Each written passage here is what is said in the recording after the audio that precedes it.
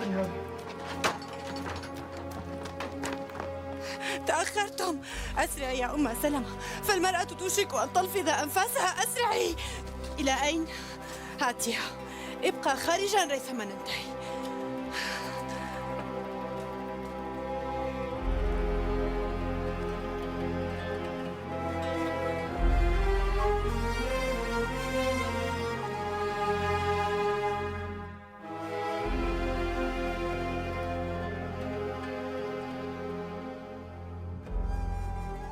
خذي واشربي من هذا الماء.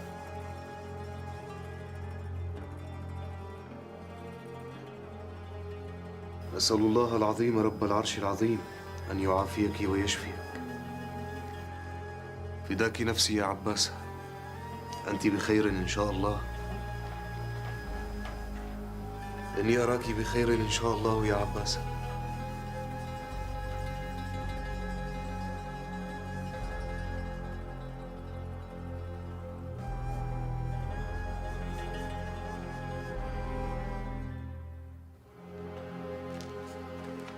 السلام عليكم. وعليكم السلام ورحمة الله. طردتك أنت أيضا يا عمرو؟ يا لها من امرأة قاسية القلب. تخيل، لم تدعني في غرفتي مغلقا الباب على نفسي. قالت لي: اذهب يا عامر اذهب، إنها كأبيها الجزار، لا تعرف إلا تكسير العظام. إنه صبي صحيح معافى يا ولدي، بارك الله لك فيه. وماذا عن سعاد؟ إنها بخير والحمد لله. الحمد لله، الحمد لله على كل شيء. مبارك يا عمرو مبارك. سلمى سلمى. إيه، إلى أين إلى أين؟ هذا ليس دكانا أيها الإسكافي. أريد أن أرى حفيدي فحسب. هل عرفت أيها الرجل؟ المرأة نفساء في الداخل. تحسن لي تحسن لي، لقد نسيت.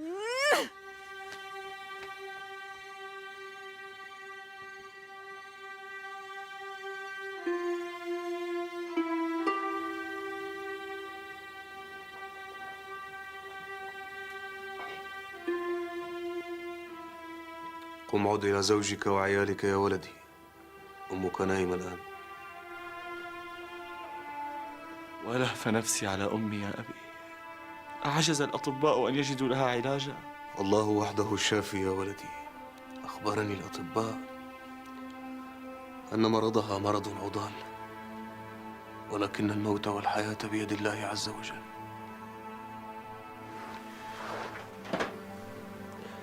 فداك نفسي يا أمي، فداك نفسي. يا ولدي، لا أريد أن أراك ضعيفا هكذا. أنت رجل مؤمن وتعلم أن الموت على العباد حق، وأن الصبر عند الصدمة الأولى، فلا تفقد إيمانك لأمر تعلم أنه قدر.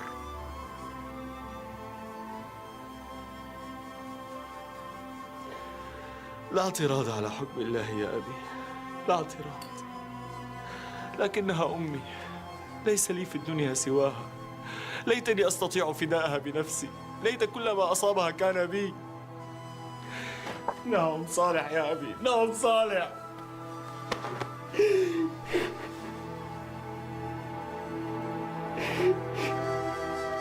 لا بأس عليك يا ولدي،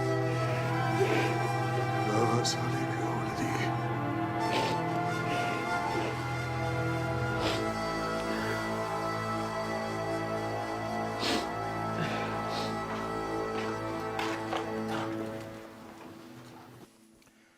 السلام على أمير المؤمنين وصحبه. وعليكم السلام. البشرى يا أمير المؤمنين، البشرى. هات ما عندك. انتصر قائدنا البطل الأفشين على بابك الخرمي وفرق أتباعه، وهو الآن في طريقه إلينا، وعدو الله الخرمي أسير لديه. الله أكبر، الله أكبر، الله أكبر، الله أكبر. الحمد لله الذي أيد أمير المؤمنين بنصر من عنده، وما أرى ذلك إلا دعوة صالحة لولي أمرنا المعتصم.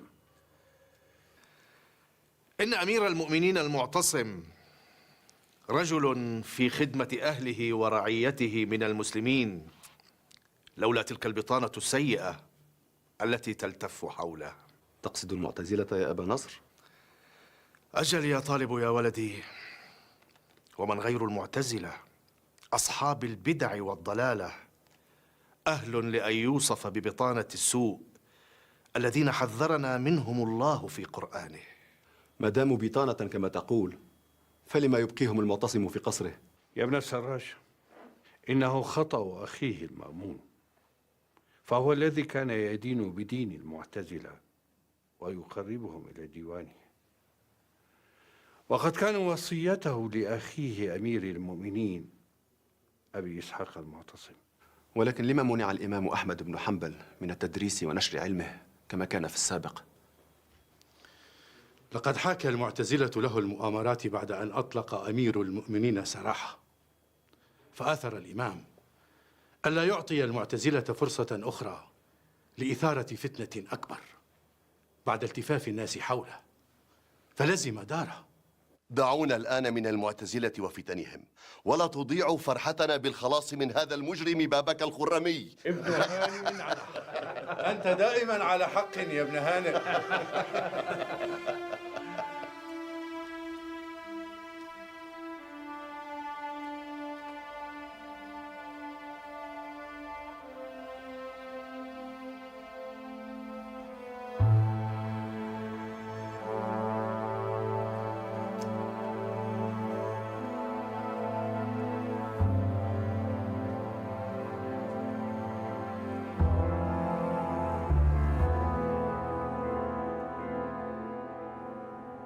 جزاك الله يا أم صالح خيرا، لقد كنت لي خير الأهل وكنت لي نعم السند.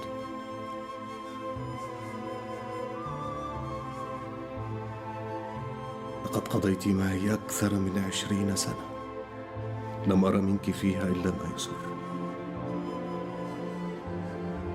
ولم تردي لي كلمة في حق. صبرت حيث يجب الصبر، شفاك الله وعافاك يا أم ولدي.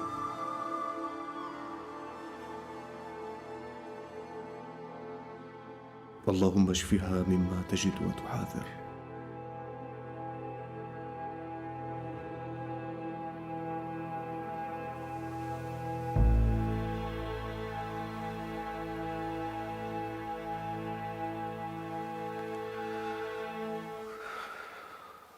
اللهم سلم سلم.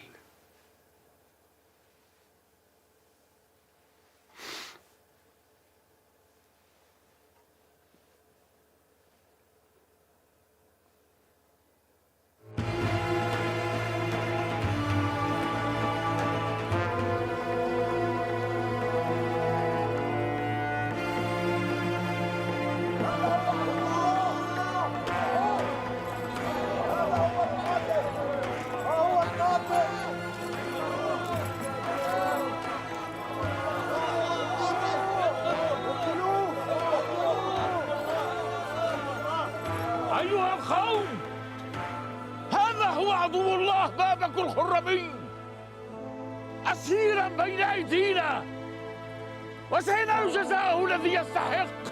هذا هو عدو الله بابك الخرمي.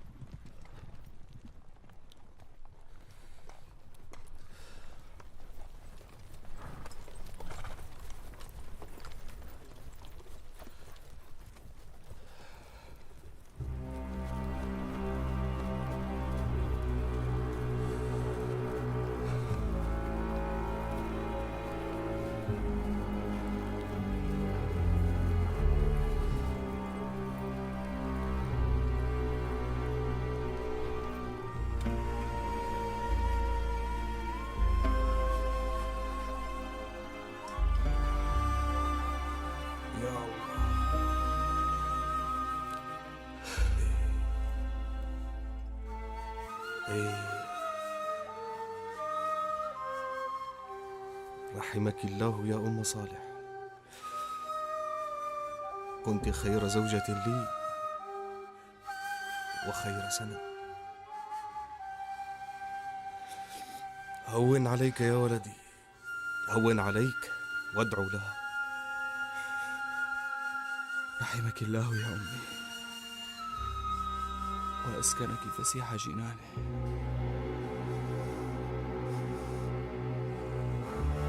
هيا يا ولدي، هيا قم، هيا.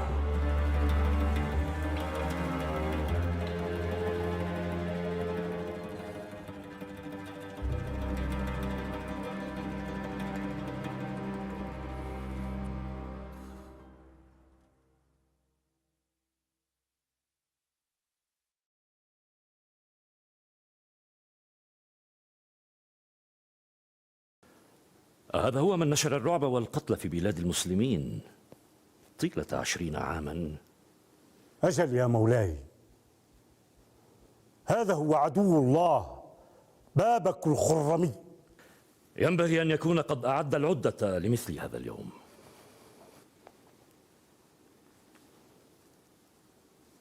كم مرة يجب أن أقتلك أيها الكافر حتى أقتص لمن قتلت من النساء والشيوخ والأطفال؟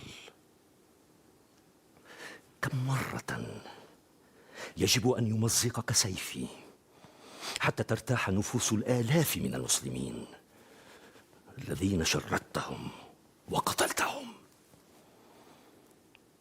قتلت الناس أحياء وحرقتهم أمواتا وعبثت بأشلائهم عبث الكلب لفريسته. اللعنة عليك.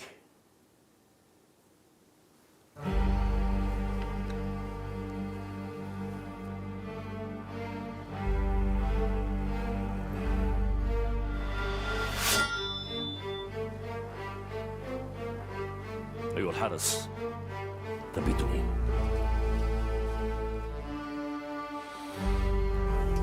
الله أكبر!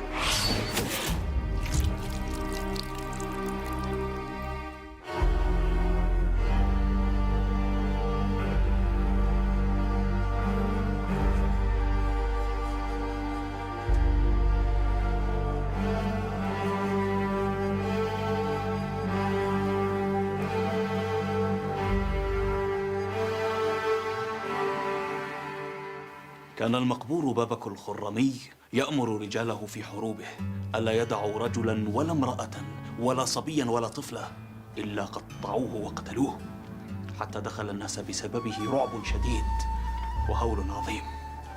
لقد احتل بابك الخرمي مدنا وقرى، وأخذ بالتمثيل بالناس والتحريق بالنار، وعاث في الأرض فسادا، وأهلك النسل والزرع، وهزم للسلطان جيوشا كثيرة، وقتل عدة من قادته. يقال إن مجموع من قتلهم بابك الخرمي 255,000 مسلم أو يزيد. الحمد لله،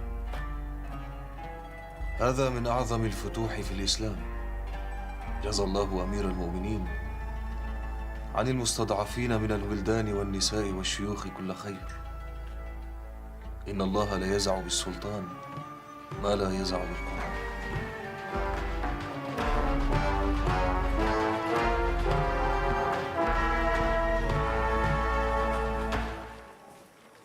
وكيف حال الإمام الآن؟ ما زال يذكرها في نفسه يا أبا أحمد. لقد لفه الحزن حتى ملكه، لكنه يتلفع بالصبر حتى يقويني ويقوي نفسه. كان الله في عونه. رحم الله أم صالح، فلقد كانت عونا وسندا. رحمها الله. ولكن لابد أن يكون إلى جانب الإمام من يرعاه يا أبا الفضل. قد عرضت عليه أن ننتقل أنا وزوجي إلى داره فأبى. اعذرني يا أبا الفضل، ولكني أرى أن بقاء الإمام دون زوج وهو في هذا العمر صعب عليه. أنا وأختك أم الفضل تحدثنا في هذا الشأن مطولا، لكنني متردد في مفاتحته في هذا الأمر. الإمام يا صالح تؤذيه الوحدة والوحشة.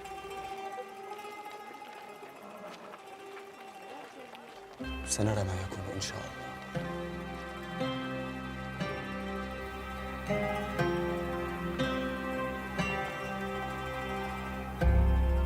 رحمك الله يا عباس، جعل مثواك الجنة. الحمد لله الذي خلق الموت والحياة ليبلونا أينا أحسن عملا. وإنا لله وإنا إليه راجعون.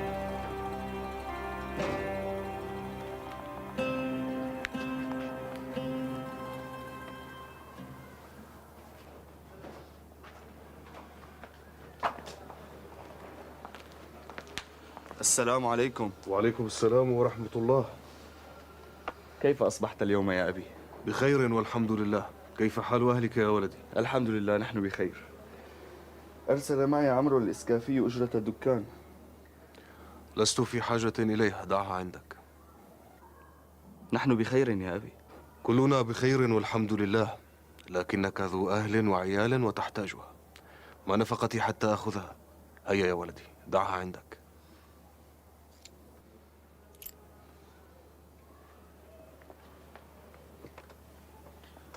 كنت أريد أن أفاتحك في أمر يا أبي.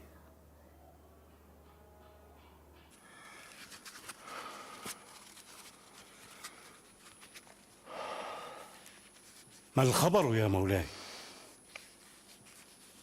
هذه رسالة من ثغور الشمال يخبروننا فيها أن ملك الروم توفيل بن ميخائيل هاجم مدينة سيبطرة بجيوش جرارة، ولا أحد يعرف ماذا يجري هناك. أليس بيننا وبين توفيل معاهدات؟ هؤلاء قوم نكثوا بعهودهم وأغاروا على الآمنين في ديارهم. الأخبار تقول يا مولاي إن فلول جيش بابك الخرمي قد انضمت إلى جيوش توفيل بن ميخائيل. نحن في انتظار أوامرك يا مولاي. أريدك أن تذهب فورا إلى سيبطرة، لعلك تستطيع أن تفعل شيئا قبل أن يعيث فيها عدو الله فسادا. ارحل. السمع والطاعة يا مولاي. إن كان الأمر كما تصف يا مولاي فأحسب أن عدو الله قد نال مراده منها، فالحامية الموجودة في زبطرة قليلة، ولا أظنها سوف تصمت أمام جحافل توفيل المجرم. أقسم لا يدفعن الثمن غاليا كما دفعه الخرمي من قبل. أنا ابن هارون الرشيد. وأنا رأيي من رأي صالح يا أبا عبد الله. أنت بحاجة إلى امرأة تعينك على نوائب الحياة وتؤنس وحدتك. رحم الله أم صالح، لكن يا أحمد هذه حال الدنيا. أقدر حرصكم عليه، ولكني كولدي صالح لا أود أن أرى امرأة أخرى تأخذ مكان العباسة رحمها الله، وما قال صالح ذلك إلا كارها. يا أحمد، عاجلا أم آجلا ستقدم على هذا الأمر، وها قد مرت الشهور وأنت في دارك وحيدا بلا أنيس ولا جليس، ولا أظنني لك ناصحا فيما أنت أعلم به مني يا ابن أخي. الأيام تمر مسرعة يا عم، ما أجهل من غره طول الأمل فلم يفطن إلى مر الأيام والليالي. اللهم لا تصرف قلوبنا عن طاعتك ولا تشغلها بسواك. اللهم آمين. اللهم آمين.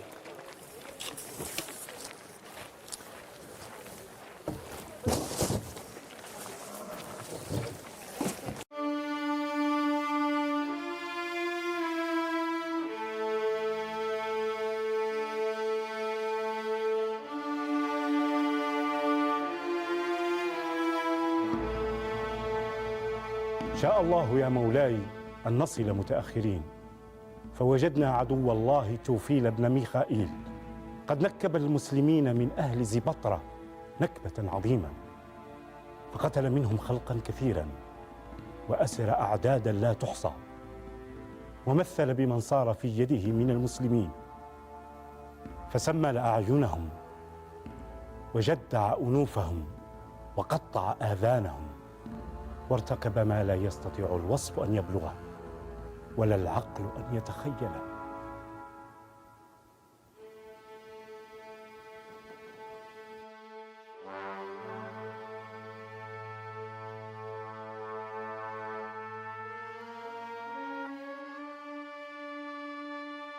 إن دماء هؤلاء الضحايا لا يحمل وزرها توفيل وحده، إن وزرها هنا. أنا المسؤول عن هؤلاء الضحايا أمام الله إن لم أثأر لهم.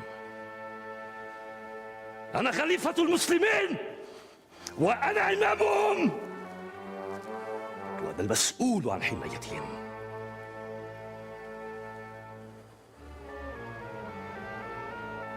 لا عاش ابن هارون الرشيد إن لم يثأر للأطفال والشيوخ والنساء.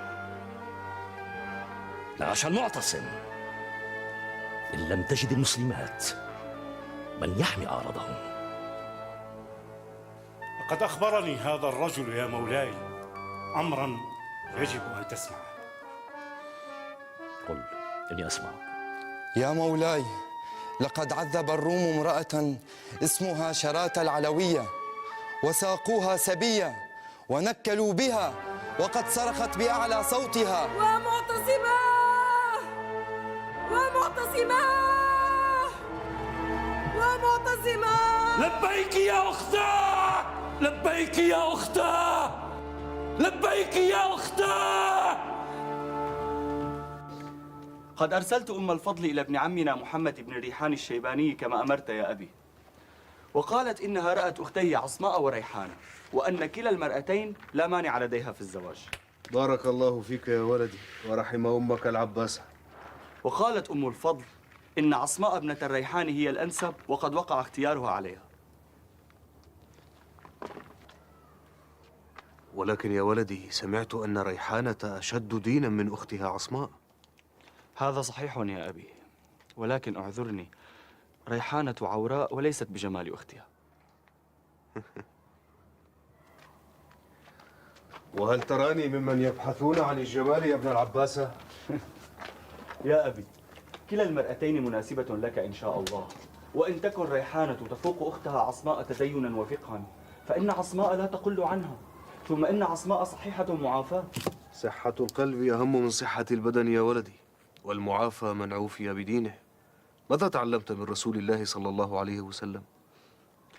فاظفر بذات الدين تربت يداك. بارك الله فيك.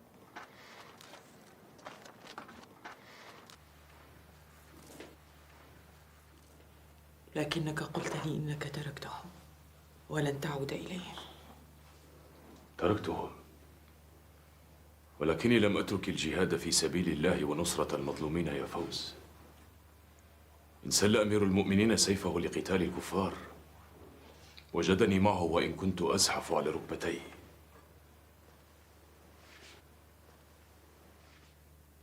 إنما تركتهم حين ظلموا الناس وعذبوا إمام المسلمين أحمد بن حنبل. أما وهم يريدون الخروج لقتال الكفار فوالله لن أتقاعس ما نبض بعرق دم. ولكنك أفنيت حياتك في الجهاد ضد الكفار، وكان جزاؤك أن تؤخر ويقدم غيرك في دولة أمير المؤمنين. التقديم والتأخير في الآخرة لا في الدنيا يا فوز، وهذا جهاد دفع وواجب على كل من نطق بالشهادتين.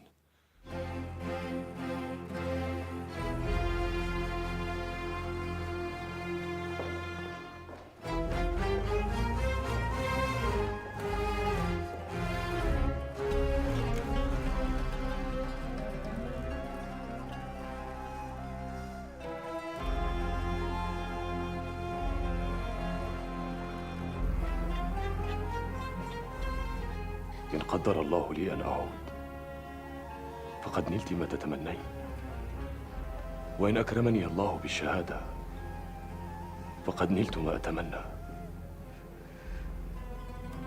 اغفري تقصيري معك وابقي كما عهدتك. استودعك الله.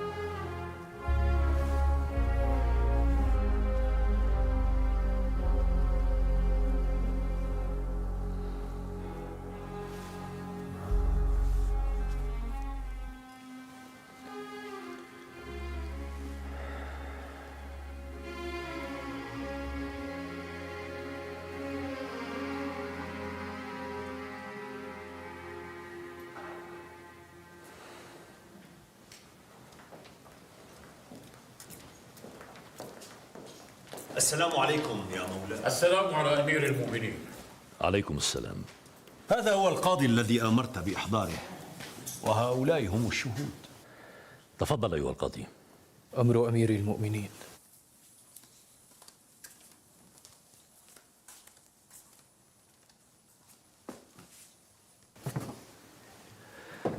اكتب. لبيك يا مولاي.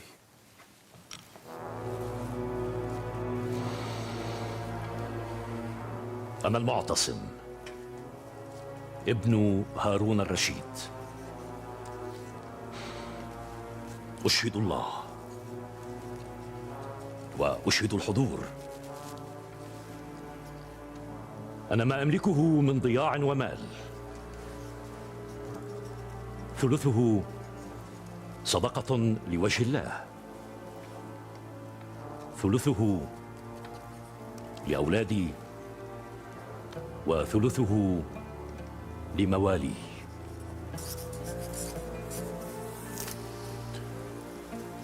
أتشهدون؟ أجل. نعم نشهد.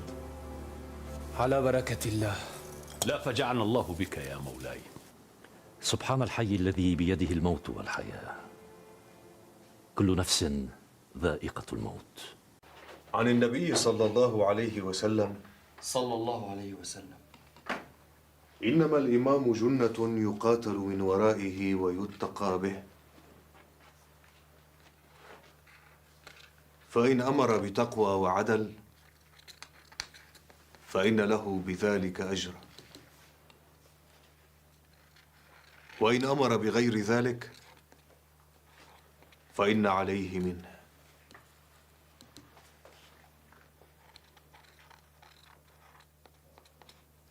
اللهم انصر عبدك المعتصم على القوم الظالمين. إن تنصروا الله ينصركم ويثبت أقدامكم. بوركت. وأنت أيها الوثق؟ لبيك يا مولاي. اسمعني يا ولدي، إني أوصيك وصية مودع.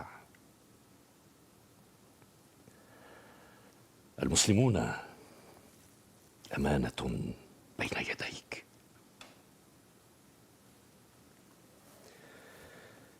دينهم، دماؤهم، أموالهم، أعراضهم. أطع الله ورسوله، كن أبا فيكون لك أبناء بررة، واعلم أنك عنهم مسؤول، فالله سائل كل مولى، كما قال نبيك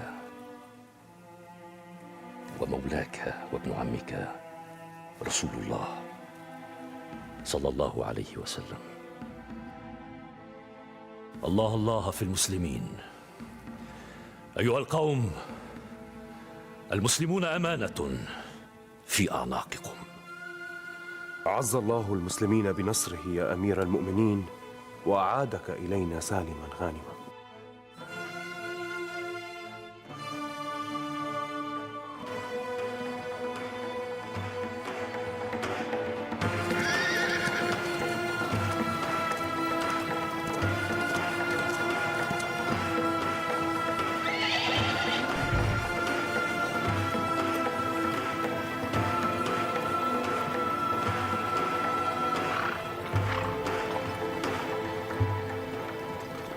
إلى النصر أيها المسلمون! الله أكبر!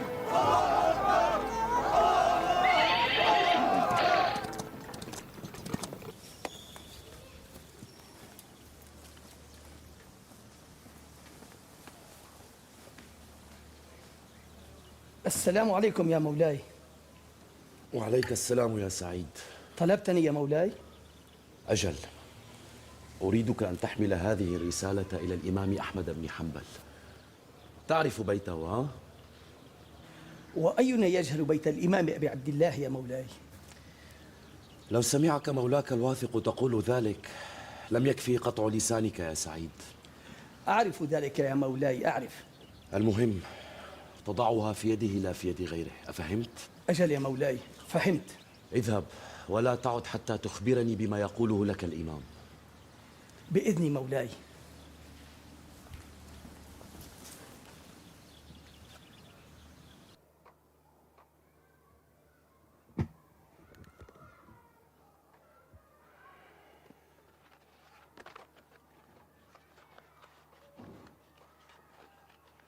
أخبر مولاك أن أحمد بن حنبل قد غفر لأمير المؤمنين المعتصم منذ لحظة خروجه من قصره، ولقد جعلته في حل وسعة من أول يوم إكراما لرسول الله صلى الله عليه وسلم، إذ كان رجلا من أهله. وعلمه أن أحمد بن حنبل يدعو له بالخير كما أمر رسول الله صلى الله عليه وسلم.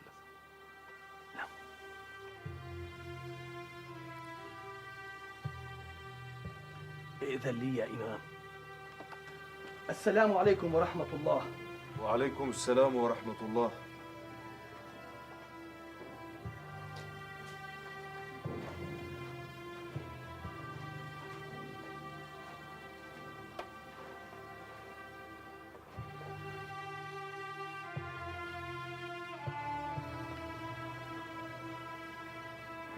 يريدون منك أن تغفر لأمير المؤمنين؟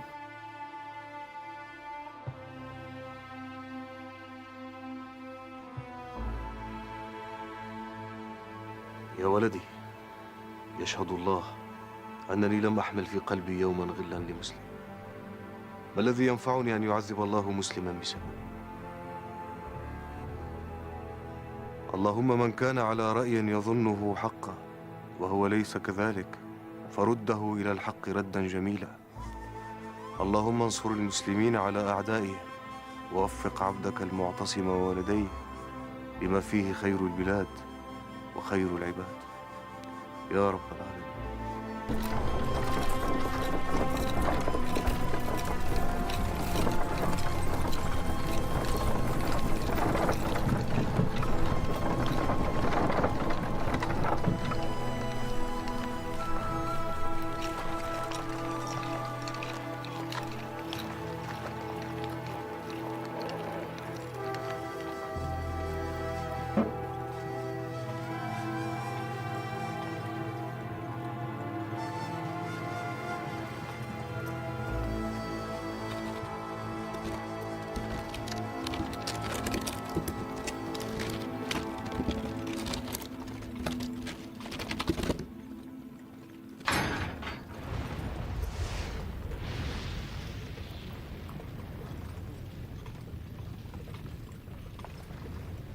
الآن!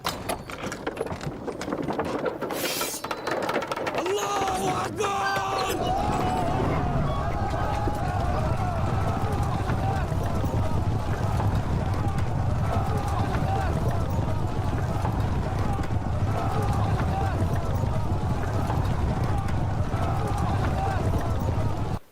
يوم تشهد عليهم ألسنتهم وأيديهم وأرجلهم بما كانوا يعلمون.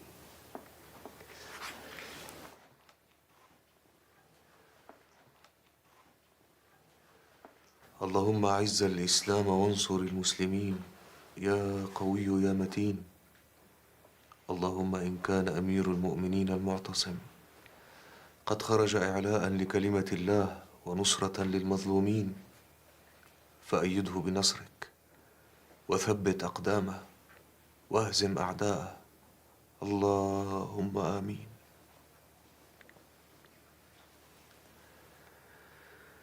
يا رب. أيها الإخوة، إن الأخبار التي ترد من ثغور الشمال تبهج القلب. إن المسلمين قاب قوسين أو أدنى من النصر إن شاء الله. وما النصر إلا من عند الله، إن الله عزيز حكيم. قد يكون المعتصم قويا على الكفار كأبيه هارون، لكنه سريع إلى ابن العم يجلد ظهره. ألم تروا أنه شديد على أهل السنة والجماعة، مفارق لعقيدتهم، ينصر أهل البدع والأهواء؟ أم إنكم نسيتم ظلم المعتصم للإمام أحمد بن حنبل؟ طالب يا ولدي، إننا مطالبون بتقديم حسن الظن بالمسلمين خاصتهم وعامتهم، ونحن قوم إنصاف وعدل، لسنا كغيرنا.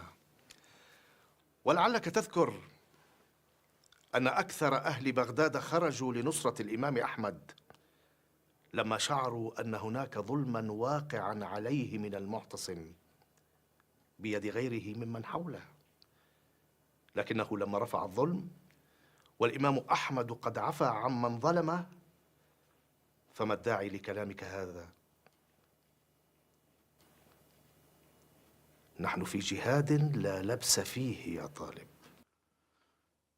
الخزاعي على حق، فهذه صفحة طويت ولا يفتحها إلا مغرض يهوى الفتن. أندع قتال الكافرين الذين يحاربوننا بالسيف والرمح وننبش ماضيا قد انتهى؟ يا ابن السراج، كدر الجماعة خير من صف التفرق. هذه مسألة قديمة وولى زمانها، فلنكن عادلين مع أولياء أمورنا كما طلبناهم أن يكونوا عادلين بيننا. أيحمل إخوتنا السلاح على أعدائنا ونحمل نحن السيف هنا على رقابهم؟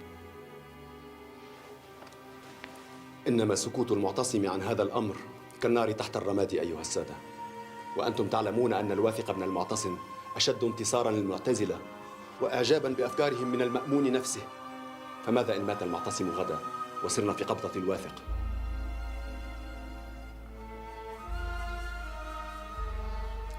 حينها لكل حادث حديث، وما دمنا نعمل لله فالله سيهيئ لنا من أمرنا رشدا، كان المعتصم أو كان غيره. ولكن يا شيخنا، أنت تعلم سوء مذهب الواثق واعتقاده. لا يهمني مذهب الواثق ما دام يحتفظ به لنفسه ولا يعلنه على الملأ ولا يجبر غيره باعتقاده. فإن فعل؟ قلت لك من قبل، لكل حادث حديث.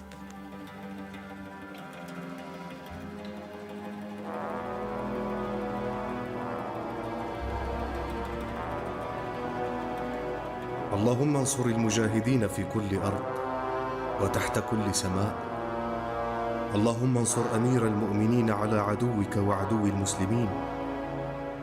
اللهم سدد رميهم وقو عزائمهم واجبر كسرهم وداوي جرحاهم وفك أسراهم واشف مريضهم وتقبل شهداءهم. اللهم وعليك بأعدائك أعداء الدين والمسلمين، يا قوي يا عزيز.